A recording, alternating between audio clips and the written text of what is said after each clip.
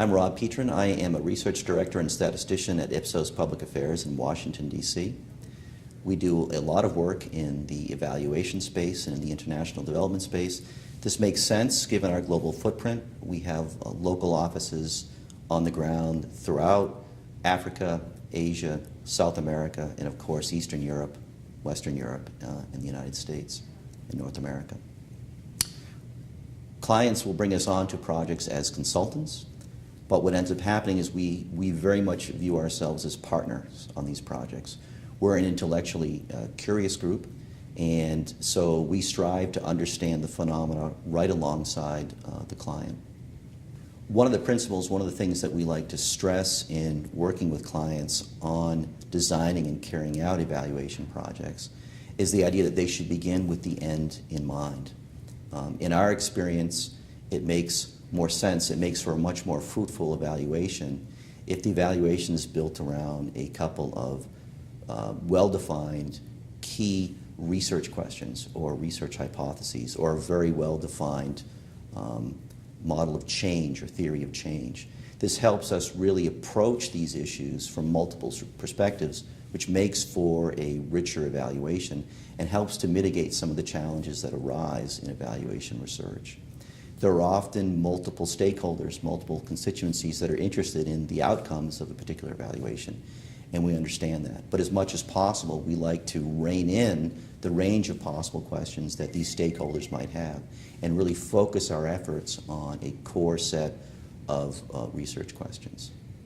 One of the things that we found in our practice, in our evaluation practice, is that this process of working with client teams to design and analyze and understand evaluations really is a learning process, obviously for us in trying to provide service to our clients, but also for the client teams as well.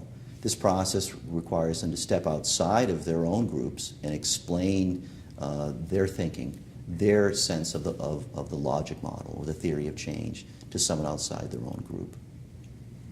One of the things that we've come to understand in our evaluation practice is that local knowledge is key. What does this mean? There's a lot of ways that local knowledge, having a presence on the ground in the countries and communities where we want to work, is very, very important to performing a high-quality evaluation. Oftentimes, clients will come to us. They'll have the idea that they want to implement a pilot study, let's say in Brazil, or a small study in South Africa. They'll come to us to scope out potential communities. They will actually go to the communities. They can look and see what the demographics look like. They can get a sense for what the cultural and social milieu are in those communities and decide if it's an appropriate place for a pilot. So that's one of the ways in which local knowledge is key. Another way in which we're able to draw upon our local knowledge of these communities is once we've settled on a site, once we've begun to design a study, we can reach out to our teams. Do we have a clear sense of what we might expect change to look like in these communities? What does the demographic makeup look like? Are there other factors that we should draw into our evaluation to make it stronger, to make the types of information that we collect richer? Are there external data sources that we can draw upon to help make the findings, make the evaluation more robust? And I guess another way that local knowledge is key is that working in Washington, D.C., we have contacts with government agencies, with NGOs, with foundations, with research consultants. We have a sense for how these entities operate in the Washington, D.C. environment.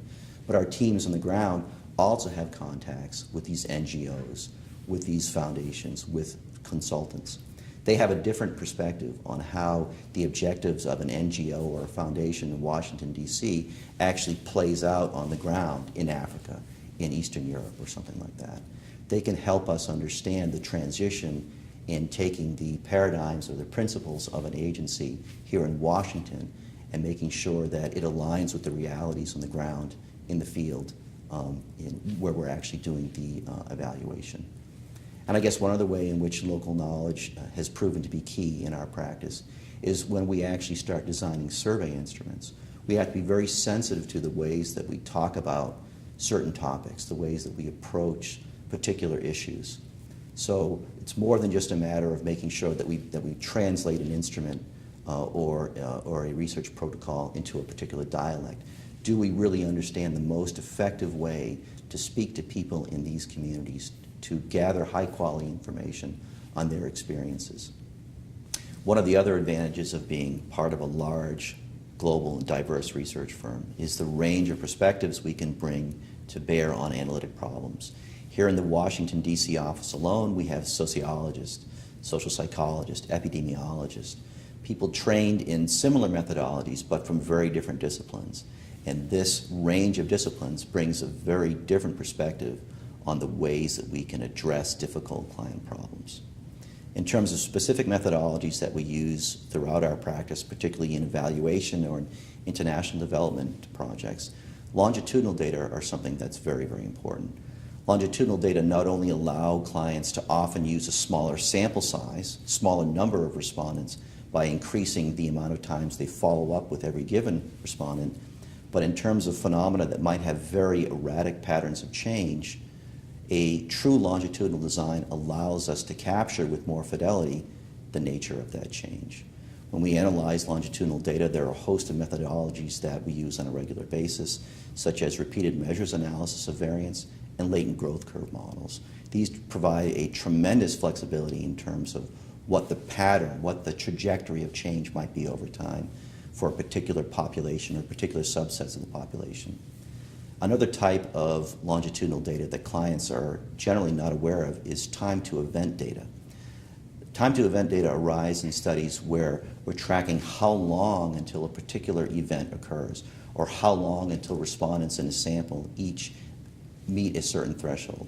So an example might be you could follow a cohort of high school students from the time that they enter high school and track how long it takes for them either to graduate or how long before they drop out.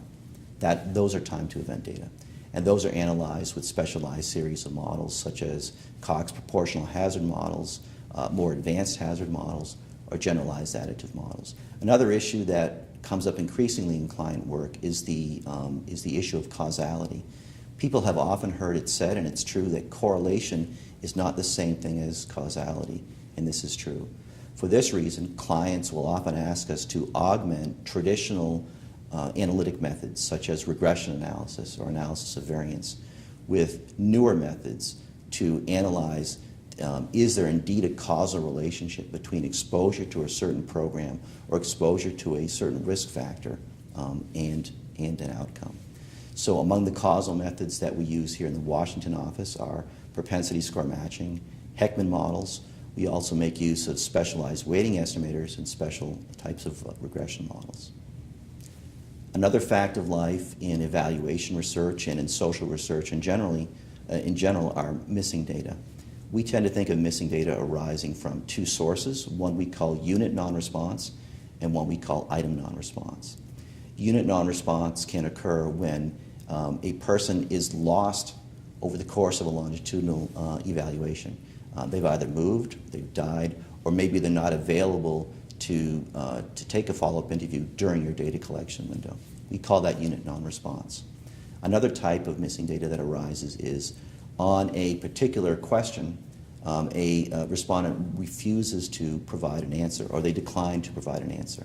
This is common in studies where we examine taboo behaviors or risky behaviors or illegal behaviors. Respondents simply might not feel confident that they can provide you the true answer for their behavior. We can mitigate that during the design phase and during the interview process, but analytically we can also apply specialized methods to adjust for either unit non-response or item non-response using specialized weighting estimators as well as multiple imputations.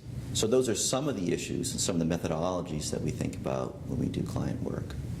Please feel free to reach out, and if you had questions about a particular project or a particular research approach that you'd like to discuss.